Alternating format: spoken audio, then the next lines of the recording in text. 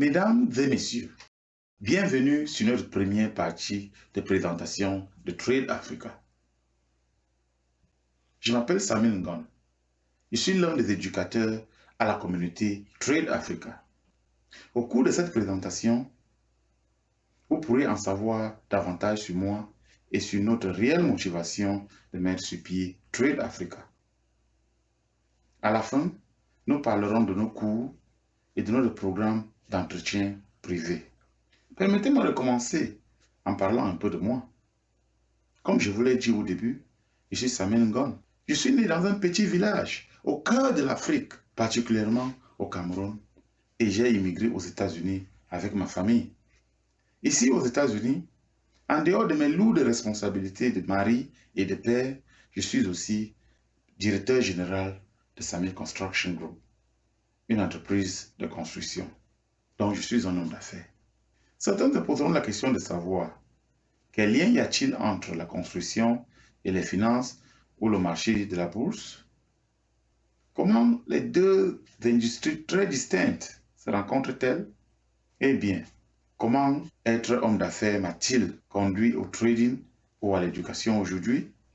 L'une des vérités que nous allons apprendre durant notre programme est que vous n'avez pas besoin d'avoir une formation en finance ou en informatique pour réussir au marché de la bourse.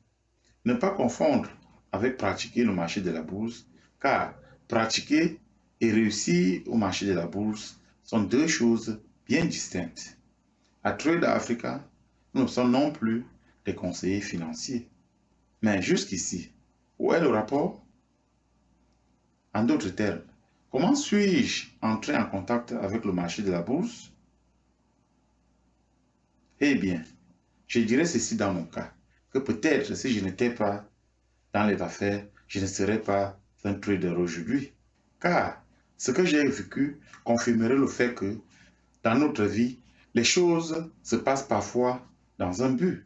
Vous pouvez utiliser n'importe quelle crise ou le moment le plus sombre de votre vie, le moment où rien ne semble marcher, comme une occasion de sortir des sentiers battus. C'est-à-dire, considérer les choses que vous n'aviez jamais envisagées auparavant.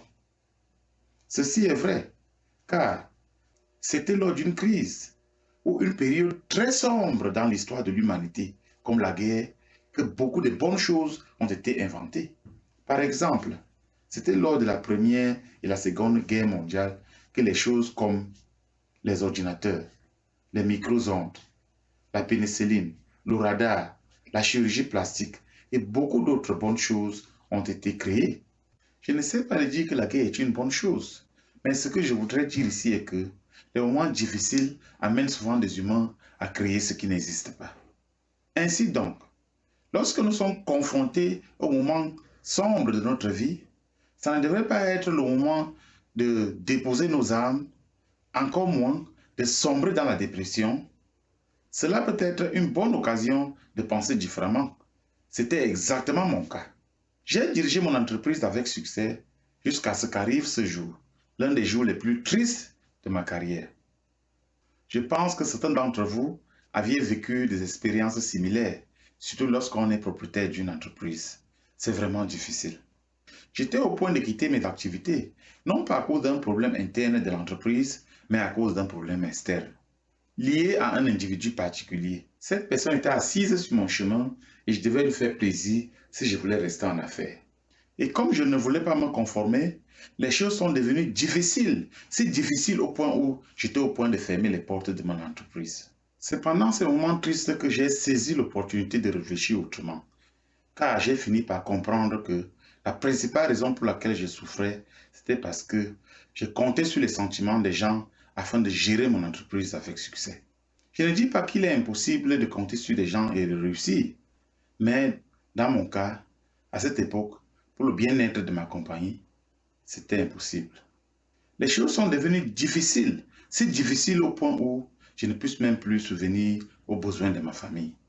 C'est ainsi que j'ai pris la décision que, ne mettant plus mes œufs dans un seul panier, je devais trouver une entreprise alternative dont je n'aurais besoin de l'intervention de personne. À l'époque, je ne connaissais pas du tout le marché boursier. Mais jusqu'ici, comment suis-je entré en contact avec la bourse? C'est ce que nous verrons dans la deuxième partie de notre présentation la semaine prochaine.